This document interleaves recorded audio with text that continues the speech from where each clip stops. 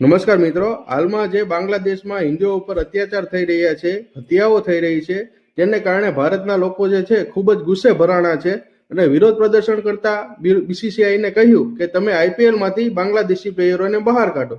અને મિત્રો, બીસીસીઆઈ હાલમાં જ તે નિર્ણય આપ્યો કે આઈપીએલમાં બાંગ્લાદેશી પ્લેયરો જે છે તેને બેન કરવામાં આવે છે.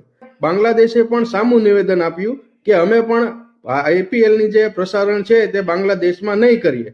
અને મિત્રો, આને કારણે બીસીસીઆઈને કેટલું મોટું નુકસાન આવ્યું છે તમને ખ્યાલ છે? બીસીસીઆઈને 0.005 કરોડ રૂપિયાનું નુકસાન આવ્યું છે. મિત્રો, વિચાર કરો કેટલું મોટું નુકસાન છે. અને ત્યાં પણ બાંગ્લાદેશ રૂક્યું નહીં અને તેણે કહ્યું કે અમે ભારતમાં T20 વર્લ્ડ કપ રમવા પણ નહીં આવીએ. તો મિત્રો, બાંગ્લાદેશને એ ખ્યાલ નથી કે આઈસીસીની હેડ ઓફિસમાં કોણ બેઠું છે. અને મિત્રો, આઈસીસીએ તરત નિવેદન આપ્યું કે તમારે ભારતમાં T20 વર્લ્ડ કપ રમવા તો આવવું જ પડશે, નહીતર તમે તમારા પોઈન્ટ જતા કરો. અને હવે બાંગ્લાદેશ પાસે માત્ર 2 જ ઓપ્શન વધ્યા છે.